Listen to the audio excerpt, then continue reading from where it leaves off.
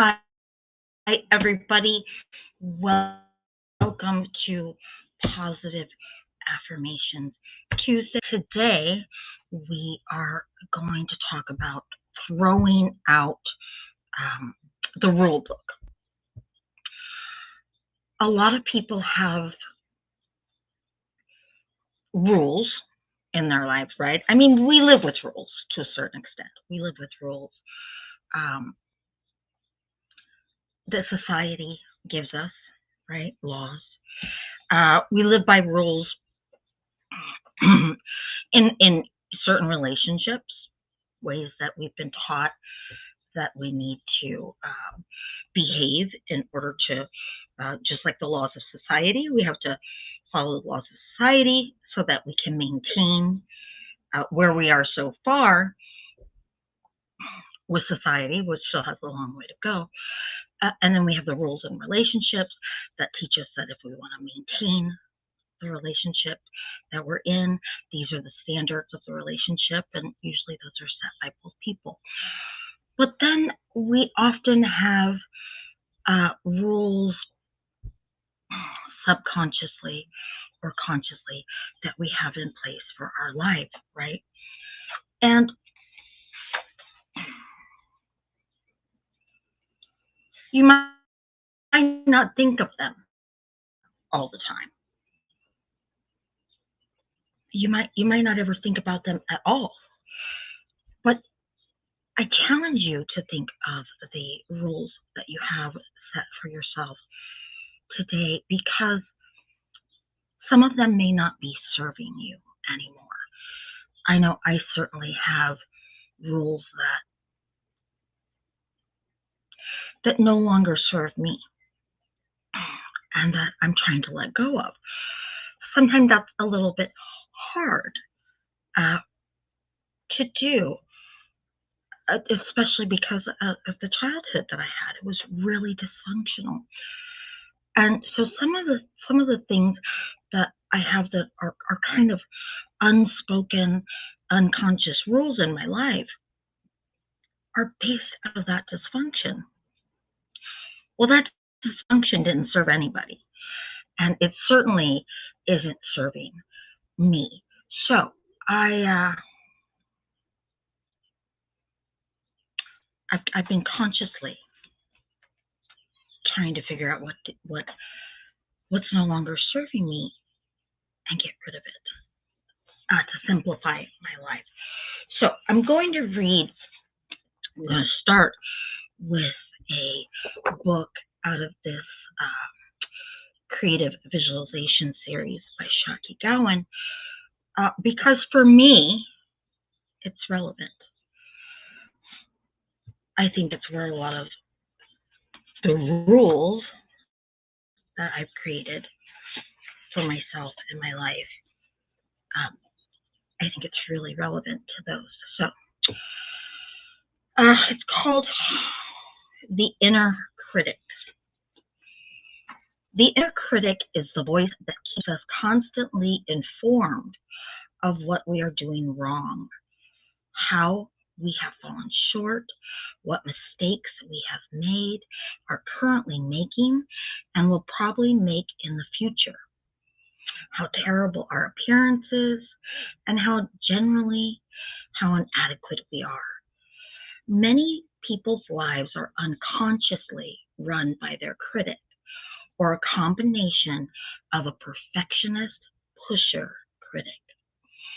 It is a great relief to begin to get some awareness and separation from our critic and realize that most of what our critic is telling us is not necessarily true. And the affirmation is, there's nothing wrong with me. So I think that that's really true, and that's why people, myself included, set up certain rules for themselves, because this critic that we have inside of us is constantly keeping score. So if you have that critic that's reminding you of what you did wrong and how bad glad you're screwing things up right now. And oh, you're probably going to screw this up in the future too. That, of course, you're going to start to make some hard set, hard fast rules to try to avoid the critic's criticism, right? But you can't outrun that. You can't outrun the critic. You can only learn how to kind of mute it and turn the volume down on it. But it's that critic and that fear of making mistakes is why we put certain rules in place for us, right? Hello to whoever is here. I haven't seen anything in chat yet. I'm watching. So I don't have the do not disturb on. So whoever you are, thank you for joining. So there's actually in Melody Beatty's book, The Language of Letting Go, there is actually a section, a reading on throwing out the rule book. And I saw it last week when I was looking for something on last week's topic, and it spoke to me. And I thought, I think I've got some rules that aren't serving me anymore. And I wonder what it would feel like if I acknowledged what those rules are, threw them out, and rewrote it for my life. And it was scary for a minute to think about not having a manual or rule book for a minute. It was a little bit scary. But I know that fear is good sometimes. So I thought, this is something I don't know that I'm completely ready to address, but that probably means that I need to address it, right? So this is the reading that kind of sparked today's topic. Throwing out the rule book. Many of us feel like we need a rule book, a microscope, and a warranty to get through life. We feel uncertain, frightened. We want the security of knowing what's going to happen and how we shall act. We don't trust ourselves through life. We don't trust the plan. We want to be in control. I've made terrible mistakes about my choices, mistakes that nearly destroyed me. Life has really shocked me. How can I trust myself? How can I trust life and my instincts after where I've been? Asked one woman.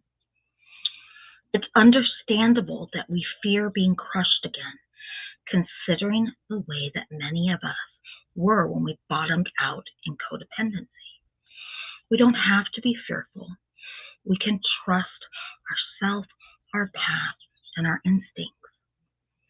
Yes, we want to avoid making the same mistakes again. We're not the same people we were yesterday or last year. We've learned, we've grown, we've changed. We did what we needed to do then. If we made a mistake, we cannot let that stop us from living and fully experiencing today. We have arrived at the understanding that we needed our experiences, even our mistakes, to get where we are today. Did we know that we needed our life to unfold exactly as it did to find ourselves? No.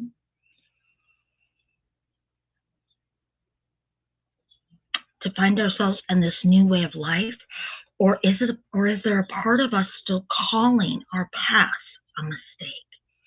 We can let go of our past and trust ourselves now. We do not have to punish ourselves with our past. We don't need a rule book, a microscope, a warranty. All we really need is a mirror. We can look into the mirror and say, I trust you. No matter what happens, you can take care of yourself. And what happens will continue to be good, better than you think. And the affirmation is, today I will stop clinging to the painful lessons of the past. I will open myself to the positive lessons today and tomorrow hold for me. I trust that I can and will take care of myself now. I trust that the plan is good, even when I don't know what it is. And that's what rules are really about, right? Rules are our way of trying to control what it is and what we think might happen. And the truth is, we don't know. We don't know what's going to happen. It's not life isn't a game. It's not a football game where you can, you have a playbook.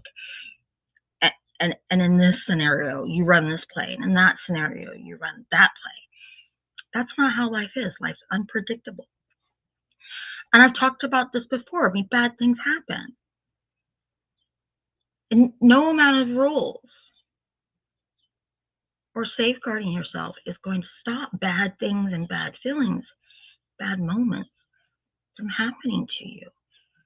That's just how life is. And, I've said there's been plenty of times in my life where I've kind of theoretically, looked up at the sky and kind of screamed at the universe, why are you doing this to me? Why are you doing this to me? And it took a long time to realize that the universe wasn't doing anything to me. It was doing something for me. I couldn't see it because I was in too much pain and too much discomfort, and there was too much confusion and loss. And how could that ever be happening for me? But it was. I can look back now and say that almost to 100%, everything that happened to me, I'm grateful for. Yet I still have certain rules that aren't serving me. I have big rules about, and this one I've gotten better at, about loyalty in friendship.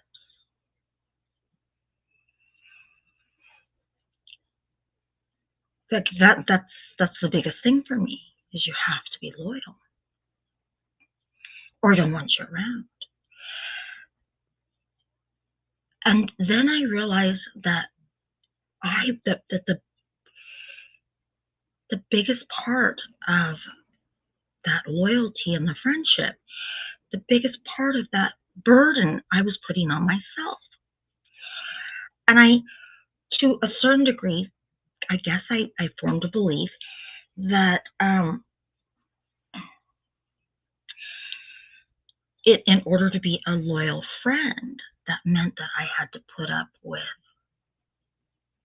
anything and everything. I just had to stick through it. I had to be ride or die. And that at some point the relationship would even itself out.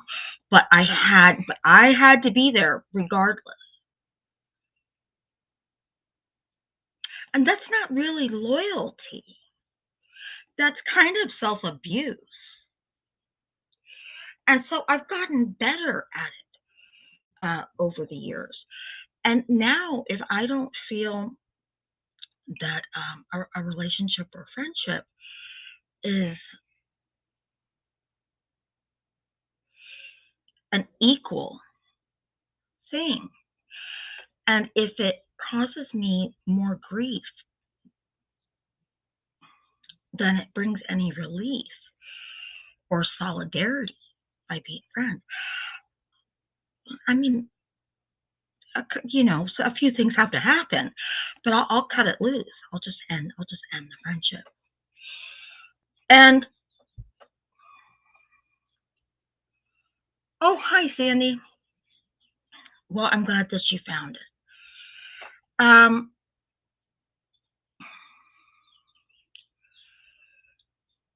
and that was hard for me because to me it felt like if I ended a friendship, I was breaking my own golden rule about friendships, which was to be loyal. Well, listen, loyalty in a friendship, somebody being there with you, whether you're doing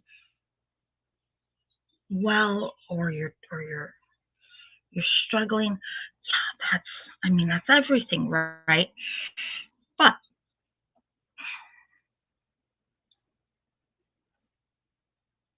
if the friendship is just struggling again and again and again and again and again because somebody's letting down their end of it, that's not a struggle I'm going to stick around for.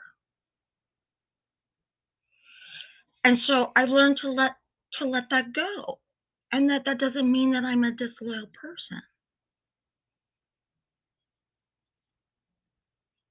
It means that I'm very loyal and that I have standards to that loyalty. And like I said, it doesn't mean with a friendship that we have to talk on the phone every day or text every day or once a week or send cards. That's not what it's about.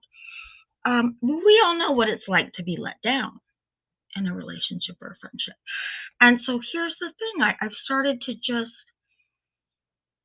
when there's problems in friendships, you know, we might talk it out or might not say anything about it, but you're getting closer to the edge. Understand that. And it's not my job to warn somebody when they're about to lose a friend because I'm not friends with teenagers. The people that I'm friends with are in their 40s, 50s, 60s, 70s. If you don't know how to treat a friendship at that age, I'm not helping you.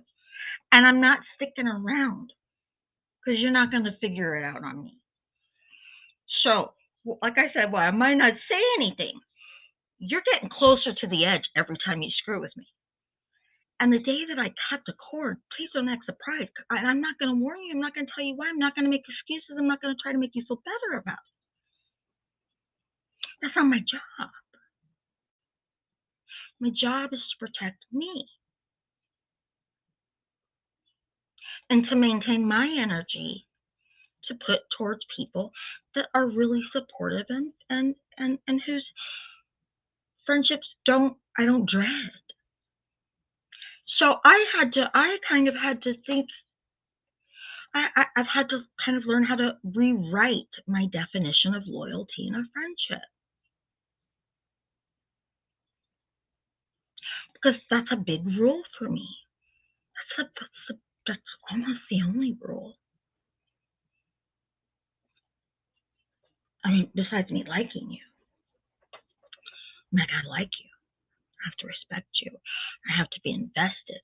But for a long time, I used to be more invested in people and relationships and outcome than the other person was. And that felt normal to me because of my childhood.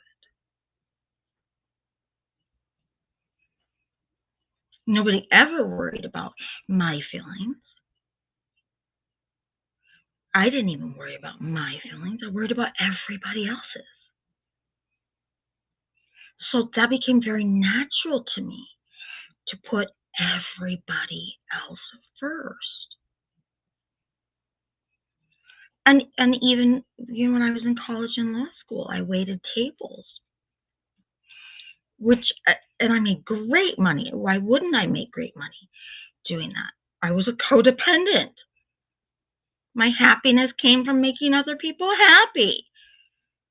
So I was the best waitress on the planet. I made outstanding money.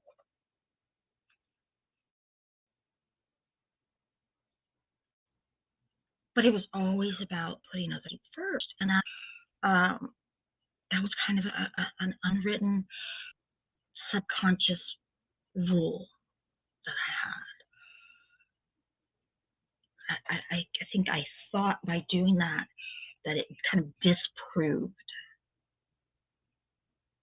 the things that I had been told about myself in my childhood, that I was selfish, that I was unlovable, that I only thought of myself. Well, I mean, you know, isn't that most kids? Aren't most children kind of driven by their own whims and emotions and wants and needs?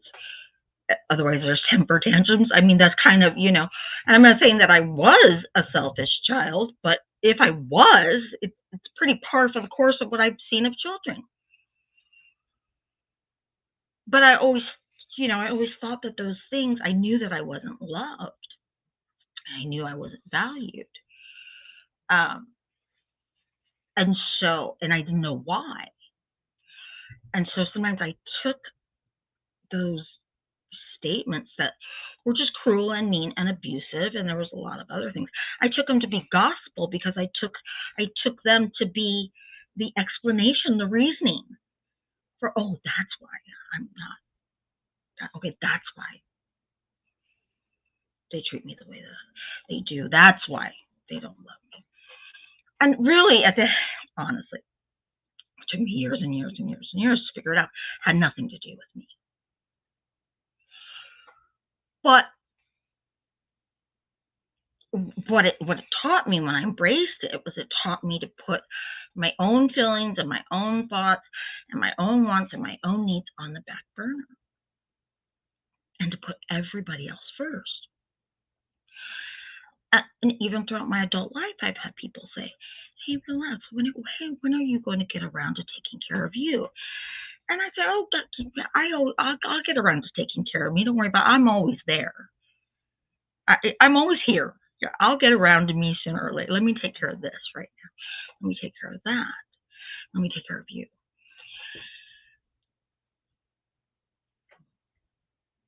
And that was a rule in my life. I hadn't even realized that I had written it down and embraced it. But I look back, and it's undeniable. It's undeniable because that's what history shows. Now I'm learning, and it's hard. It's hard to learn new behavior. It's hard to shed that old skin. Now I'm learning. No, I come first. Like, I'm closer to death than I am to my birth. I'm closer to my death than I am to my birth. I don't know how much longer I'm going to be around, and I'm not going to put up with too much crap. I remember when I was a kid and thinking, because there were some old people that were just mean, that lived in the neighborhood, just mean. You would come out and yell at us, or if your ball got kicked over the fence and went into their backyard somehow, you were screwed. You were never getting that thing back. And you just thought, oh God, they're just, oh, mean Mrs. So and so, or mean Mr. Blah blah blah. They're not mean. They're just tired of it. They figured it out. Now I look back, I'm like, oh no, they weren't mean. They just finally figured it out. They were just not going to put up with it. And let's face it, us getting yelled at or losing our ball over their fence wasn't going to kill us. But they weren't going to let us kill them either by making noise and kicking balls. If we didn't care, they weren't going to care. If we didn't take more care with where we played and how we played with the things we had to play with, they weren't going to care more than us. And that's taken me a while to learn, to not be more invested in something than somebody else, because I'm not going to carry the weight. I'm not going to carry the weight of the relationship or the friendship. I'm not going to do it. I'm not going to do it. If you don't care, I'm not going to care either. That's taken me a long time. And it's hard not to listen to the critic going, see, you are selfish. That's not very thoughtful. You don't know what they're going through. I don't care what you're going through. You have a mouth. You can tell me what you're going through. But if you leave me to figure it out on my own, and I'm the only one figuring it out and trying to work on it and trying to dance around you. So, well, don't be surprised when I leave and get sick of it. If you're not part of the solution, you're part of the problem. But it took me years to go, well, don't say anything because you don't know what he or she's going through now. Well, they have a goddamn mouth. If you're going through something, say it. It's what I'm here for, if we're friends, right? Don't leave me out here wondering what's going on, sweating it, and how should I deal with it? How should I bring it? No, if I'm going to do it all by myself, I'm going to end it by myself too. And I don't care what you think. It took me a long time to figure that out. It took me a long time to realize when I'm a more supportive friend than somebody else is. When someone's just draining my battery. When the other one's constantly out of sugar and out of eggs and out of gas. And you know what I mean? When they're just the ones that just constantly just draining my battery. You gotta go. You have to go. But the rules that I had in my head said no.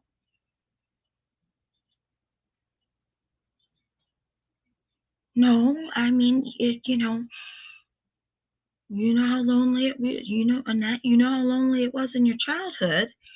So, there's safety in numbers. Keep people around. If they're not leaving, don't show them the door. If they're not in any hurry to leave. No, some people you need to pick up their coat and their purse and show them the door and say, I'm going to invite you to leave now. It took me a long time to realize that was okay.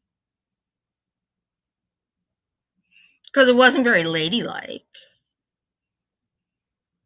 right? It didn't seem like I couldn't possibly be being a good friend.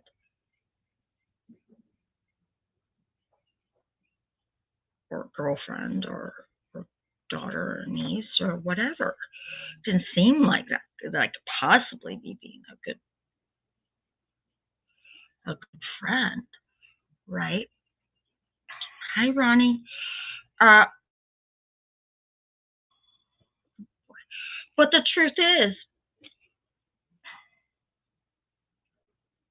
that I am a good friend and I am a good person and I don't have to worry about anybody else's standards but my own. I don't have, and you don't either, don't have to worry about anybody else's standards but your own.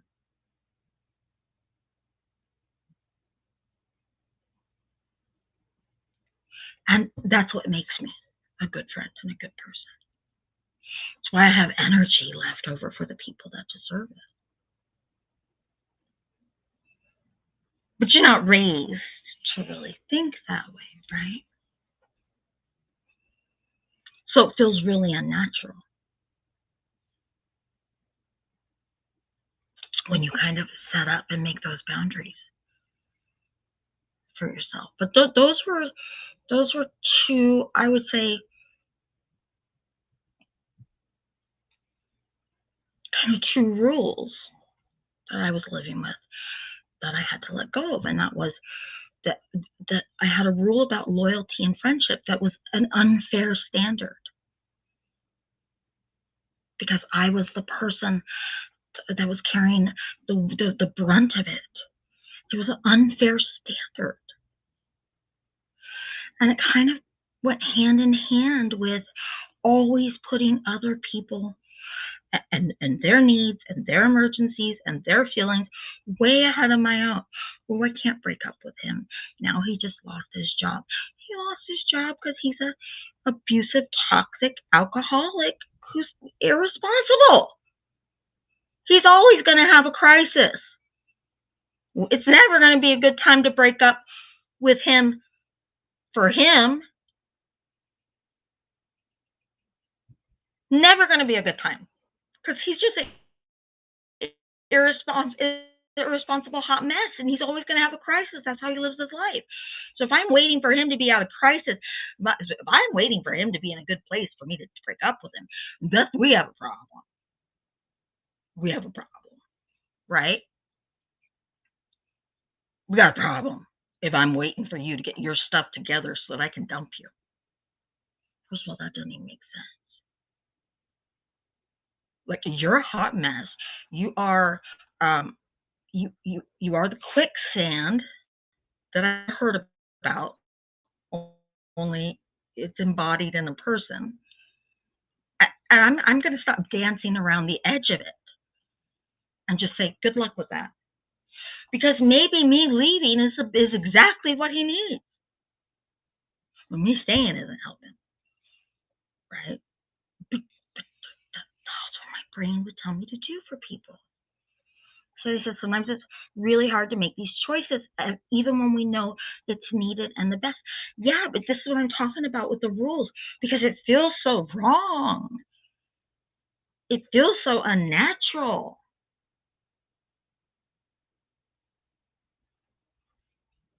I don't think very many of us were raised to think of ourselves first. There's nothing wrong with thinking of yourself first.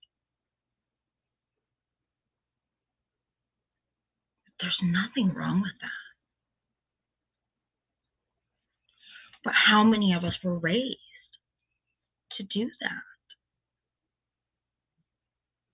How many of us are still living with rules that came out of our dysfunctional childhood, our dysfunctional family?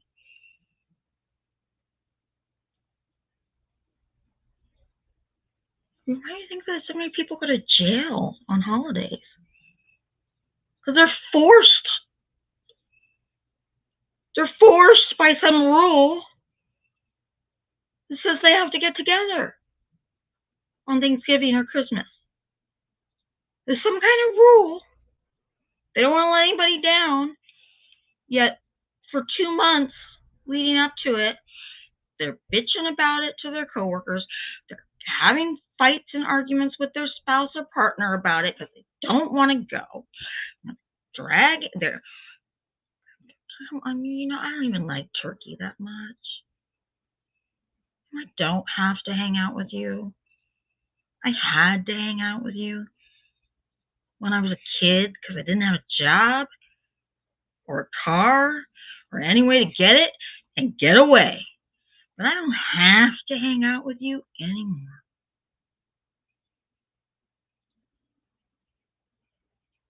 Oh, blood is thicker than water, they'll say. Yeah, what? You know what? I've never seen anybody go to jail over spilling a cup of water, but I've seen them go to jail over spilling some blood. Right? Ronnie says, I have a friend in a bad marriage. She's honoring her vows. Better to stay or better to leave.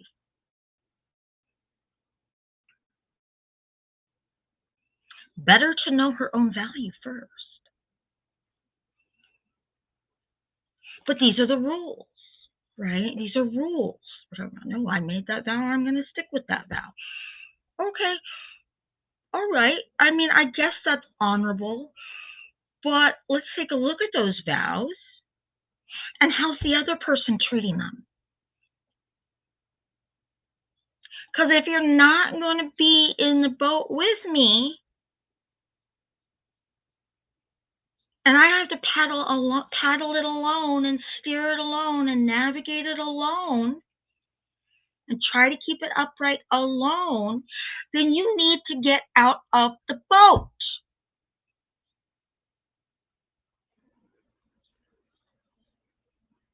My boat, obviously.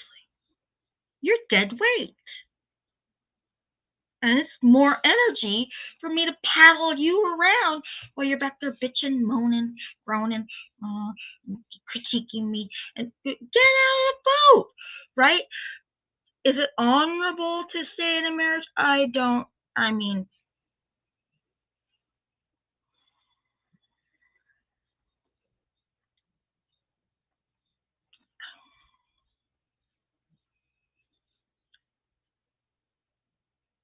I guess. I guess there must be some value in it somewhere.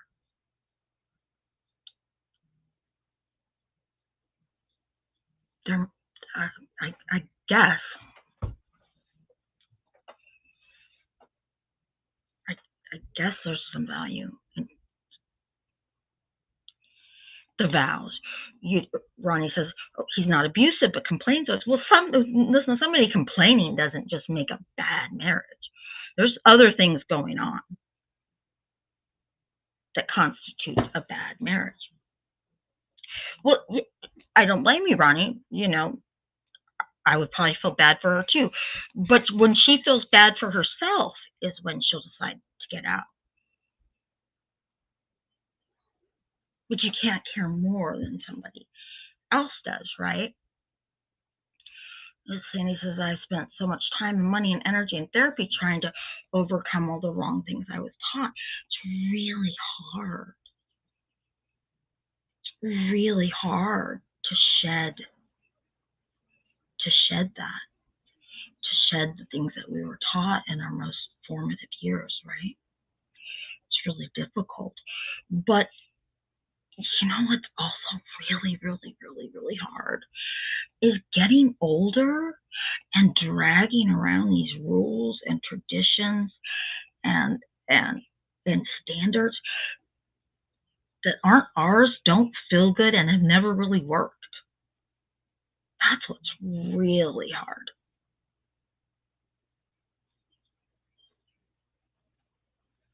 That's what's really, really, really hard. Is constantly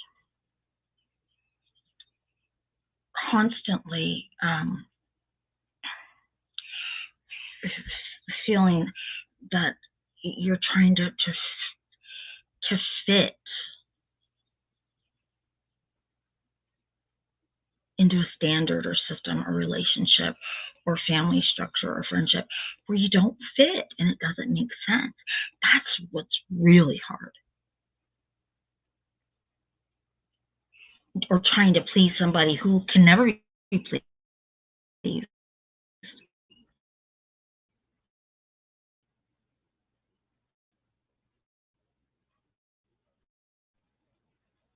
Or trying to make somebody happy who is never going to be happy. Or trying to make somebody themselves. That's really, really, really hard.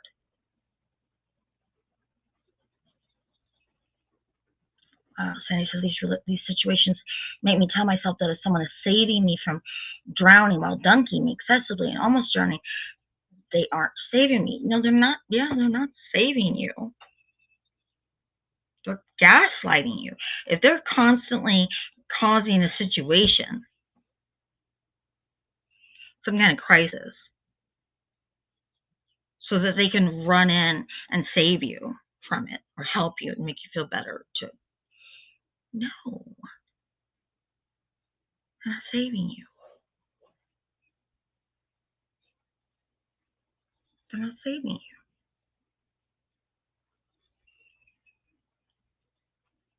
Ronnie says, my parents had that kind of marriage. My dad ignored my mom's feelings. Yeah, again, some of this stuff is generational, right? Some of it's generational, and I mean, listen, women didn't even have a right to vote until like 100 years ago.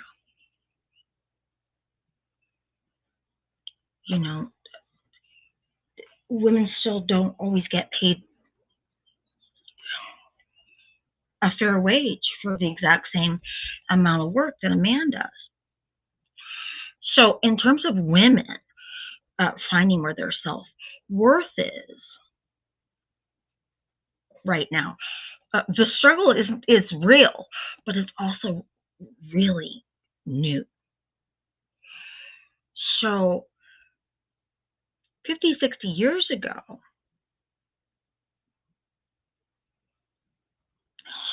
most women were extremely dependent on their husbands. They didn't have jobs. They didn't have education. Probably didn't even have a checking account or a saving account. Probably didn't know anything about the bill. Didn't know where they would go. Their families wouldn't take them in if they left their husband. You didn't talk about the struggles in your relationships. You didn't even know that it was okay to do that.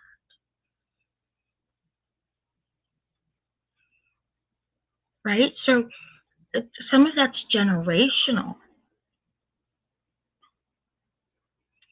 It's just the way that it was. But it doesn't mean it's the way that it has to be. You know? Yeah, she's afraid to be alone, even though she had a job. There's a lot of people still have that fear of being left alone. There's that old saying that it's better the devil you know than the devil you don't, right?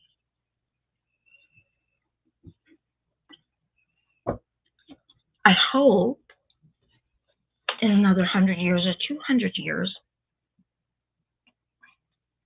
there won't even be a need for any type of kind of weekly reality checkup and pep talk, because it'll be second nature to women. It'll be second nature. It'll just be something that they're taught to value themselves and put themselves first. Put the oxygen mask on yourself first before you try to help somebody else. And that's important. It's important with your feelings. It's important with your energy. It's important to have balance in relationships. It's important for your self-worth. You have to take care of yourself first. But it just goes against everything that most of us were taught. And this is what I'm talking about. There are rules, some rules that they're just not serving. They're just not serving you anymore. And they gotta go. Yeah, Sandy says, I have so many older lady friends who feel so unhappily trapped in bad marriages. Yeah. Ronnie says she was planning on being single her whole life, and then somebody popped into her life. You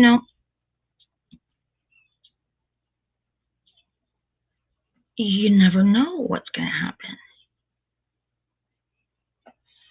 in your life, right? I mean, if you want to make the gods laugh, tell them your plans.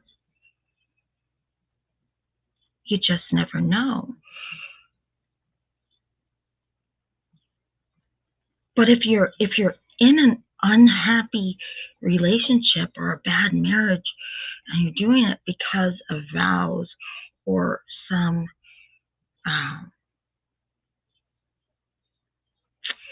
rule or standard that you were raised with, have fun with that, because it's not going to get any better. The other person's not going to change.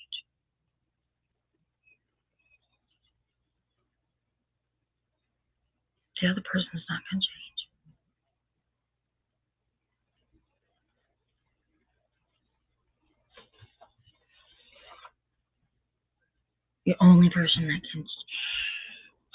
You're really the only person that can change the happiness in your life and the standards of relationships in your life. You're the only person that can change that. I can't change it for you. Whoever you're in a relationship can't change it for you.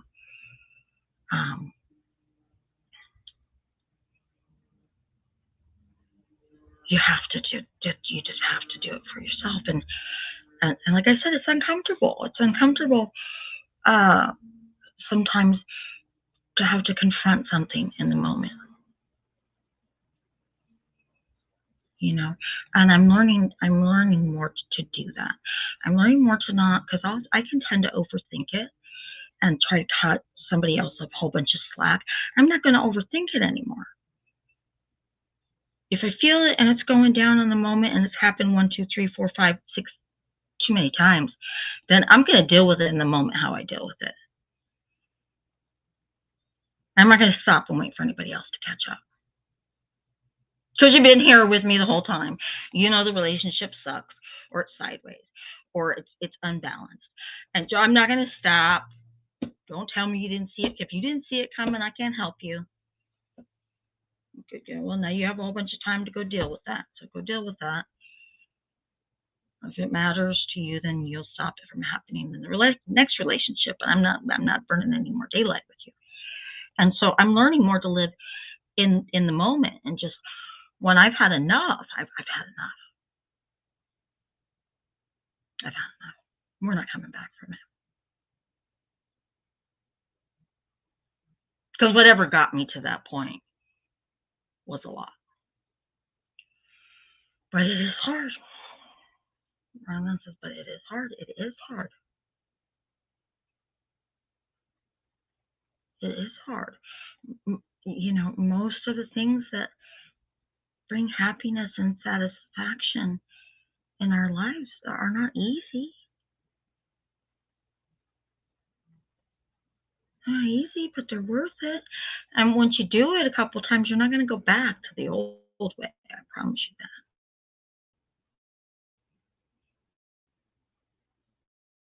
And if the old way isn't working for you, why would you want?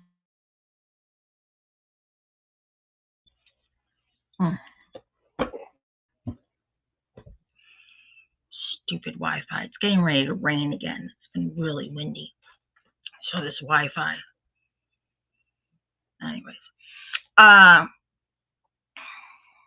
Shane says it's hard running, but I remind myself it's the most worthwhile work I can do, working on myself and finding joy, regardless of others. It's very true. You cannot base your happiness and joy and self-worth on anybody else. Because trust me, people don't stick around.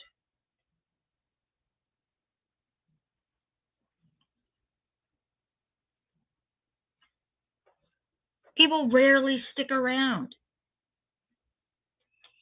If you're basing your self-worth and your happiness and your joy on somebody else, have fun with that, because they can leave anytime they want. And are you going to let them take your happiness and your joy with them?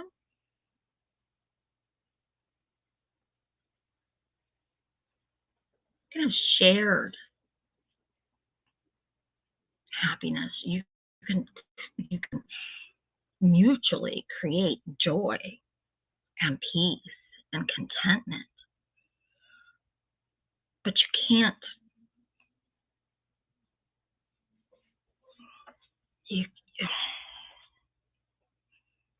expect somebody else to do all that for you. Because how many of us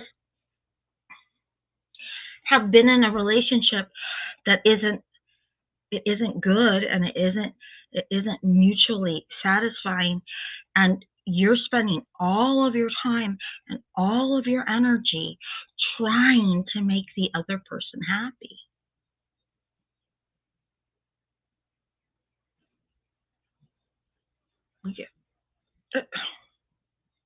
It's exhausting.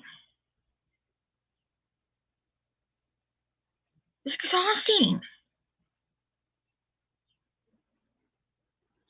I was a cheerleader in high school, and I was a mascot for a lot of that, right?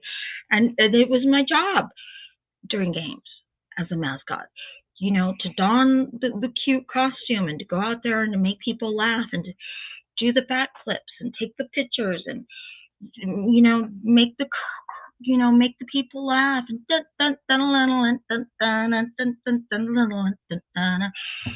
who the hell wants to be on like that all the time? So don't expect somebody else to do that for you either. You have to. If you're unhappy, you're just unhappy and you're not going to be happy in a relationship. You know what that relationship is? It's a distraction. It's a distraction. It's the perfect excuse to not have to do the work. And if you're in that situation, trust me, the more dysfunctional that relationship is, the better that works for you. Because then you're always in crisis over here. You never have time to get over here and do the real stuff.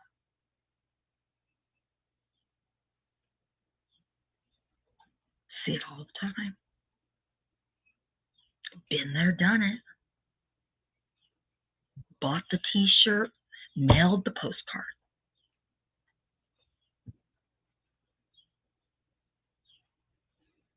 I've done it. Just can't tell me anything about it because I've done it. I did it really good. Really good. There's not a doubt in my mind. Not a doubt in my mind. I could teach a master, a life class on how to stay so wrapped around a toxic person in a toxic relationship that you never have time to get to your own crap. And then sit back and wonder why all the good ones are gone. Now, the good ones aren't gone. The good ones are really good at avoiding toxic bullshit and hot messes. And if you're not fixing your own stuff, that's the category you're in. See, whatever you want in a relationship, you have to bring that yourself. So if I want loyalty in a friendship, and I know that I've brought my share of the loyalty, and the friendship is still struggling, I'm out of here at a certain point, because that means you're not bringing your end. Or if you think that you're bringing loyalty, we have completely different standards.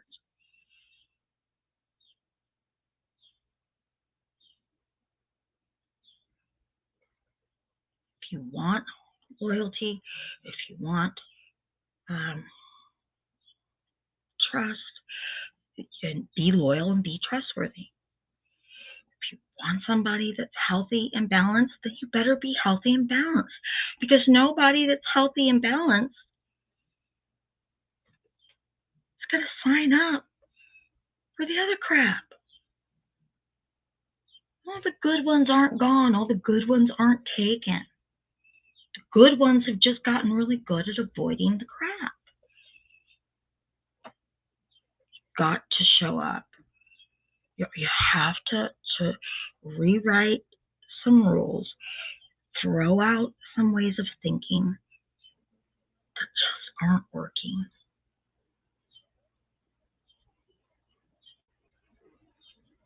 Nobody likes cleaning out their closet or their junk drawers. Nobody likes that. But man, does it feel good when all that crap is gone. Man, does it feel good.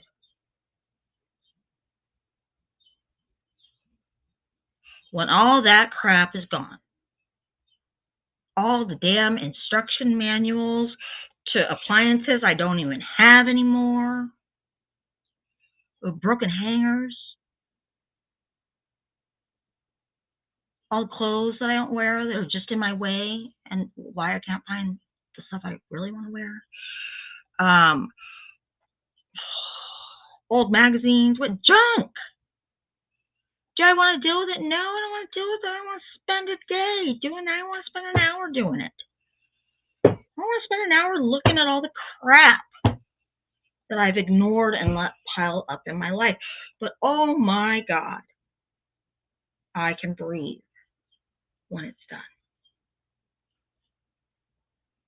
Nobody wants to do it. Until you finally acknowledge that this is a problem that has to be cleaned up. It's worse. It's just going to get worse. And while you're holding on to rules or relationships or standards that don't work,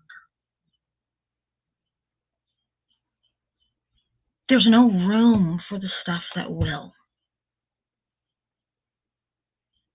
You only fit so much crap in a junk drawer and it's not going to close anymore.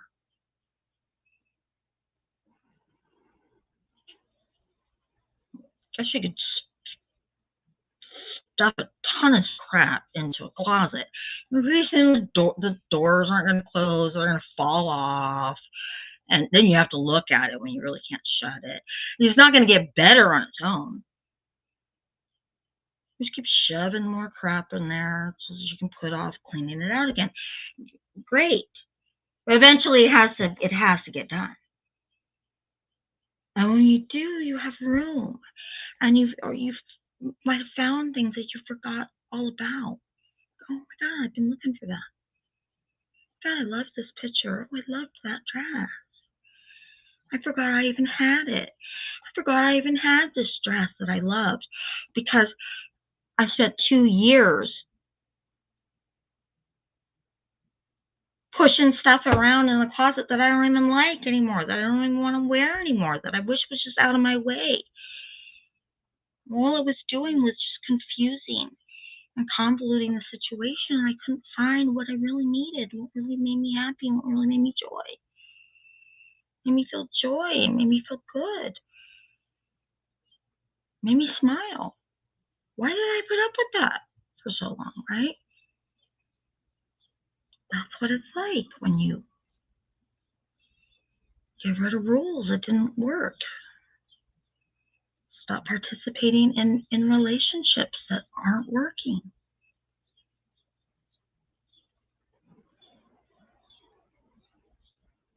You're going to find energy again that you really, really needed. That you're missing. You're going to find parts of yourself that you really liked. You know where it had gone. You thought you lost it. Get that other stuff out of the way.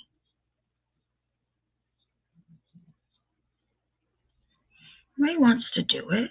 Nobody wants to acknowledge or have to go into a mess that they are responsible for creating for themselves. But who else is going to do it?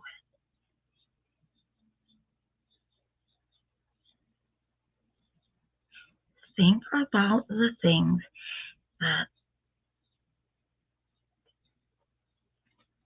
aren't working for you anymore, but that you're living with. What rules have you set up for yourself and relationships that the other person isn't honoring?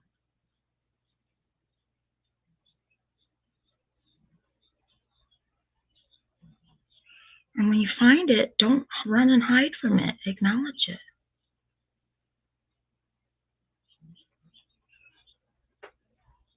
And if the other person can't or won't acknowledge it, then they have to go.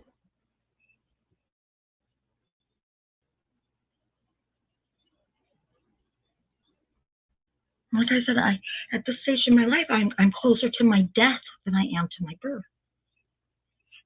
I don't have a lot of time to mess around.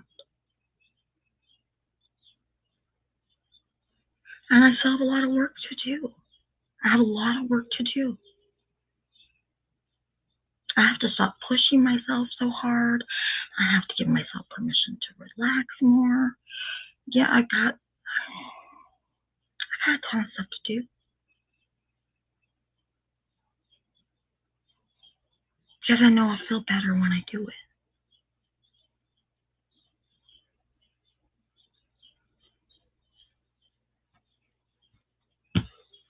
You will too, I promise you. Okay, let's get to our last reading today. And then we'll do the affirmation cards because it is time. So this reading, this is out of Melody Beatty's Journey to the Heart, daily meditations on the path to freeing your soul. Make each moment count. A picture isn't taken in a moment, stated the brochure for the Cottonwood, Colorado Hotel. It's taken of. It took me a long time to learn that important truth.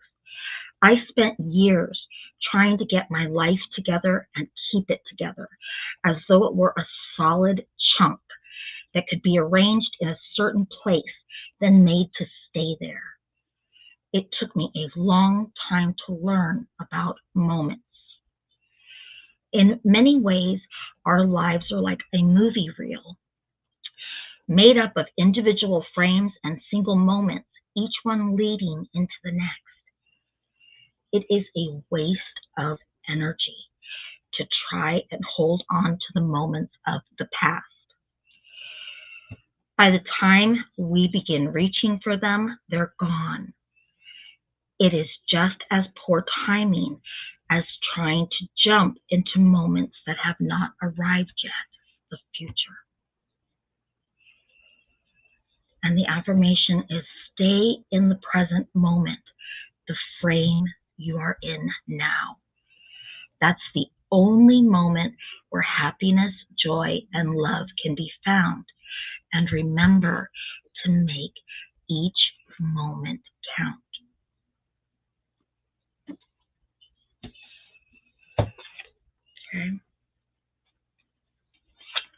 And trust yourself to do what you need to do in each moment. Don't tell yourself that the next moment's going to be better, because it could be worse. And don't hold on to a moment 4 months ago because it was really, really good, because that ain't now. There's no guarantee it's going to happen. 3 minutes from now, 3 weeks from now, 3 or 4 months from now. Just stay in the moment.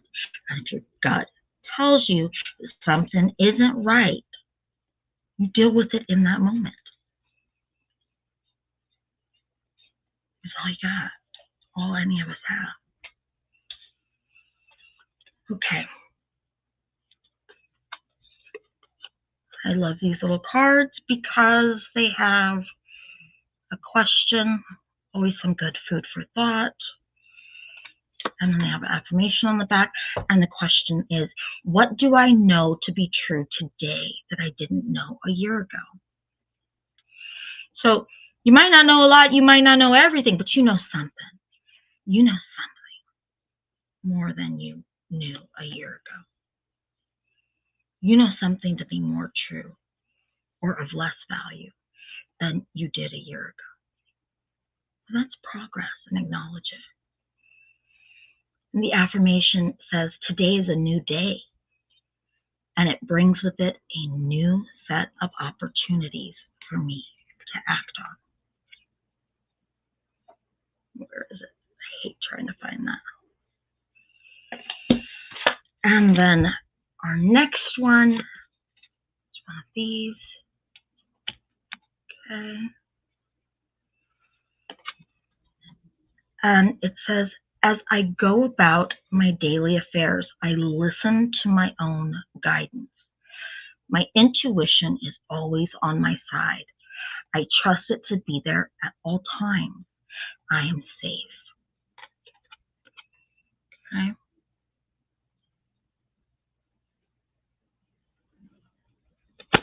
And the affirmation is, I trust my inner wisdom. We made a lot of mistakes. We've all made a lot of mistakes. I've made a lot of mistakes too. I'm going to make a lot more. But I'm learning how to trust me. I'm learning how to know that I will always show up for myself. I will always somehow right the ship. I will always somehow end up okay. And I know historically, because you can't buy history, you can't rewrite it, and you can't buy it. Historically, I'm a soldier, and I've always gotten through it.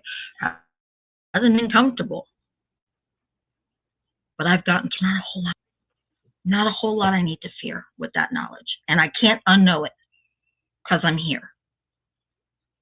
I can't deny it. I can't unknow it. I can't rewrite it. I can't pretend that it wasn't me that got myself through some of the things I've gotten through. And if I could get through some of the things I've gotten through, I'm not too worried about what's coming around the next corner, which means it's okay for me to relax and not try to control things. It's okay for me to let go of shitty relationships. I don't have to worry. If somebody's historically shown me, or something, or a relationship, or somebody has historically shown me that they're just not capable of being where I need them to be and help the relationship progress and not weigh me down with struggle or strife and be in the boat and paddle with me, then you gotta go, because I can't rewrite the history. You gotta go. And while I might have to paddle alone for a while, or maybe for the rest of my life, I know I can do it. And it's better than dragging your dead ass weight around. So historically, I know that I'll show up for myself. And historically, I also know that when I put something off, because I just didn't want to deal with it or hurt somebody else's feelings, and so I've let myself. Historically, I know that doesn't work. So you can't buy history and you can't rewrite it. It is what it is. And historically, I know I show up, and that's all I need to know moving forward. I know I show up, and I know that when I'm surrounded by good people and people with common goals and people that aren't scared to be vulnerable and people that aren't toxic, I know that that's how I show up too. I don't have to worry about that. I just have to worry about if I've got dead weight that's taking up room for good, decent people and relationships and energy to come in. There's no more room in the junk drawer for anything. You have to let it go.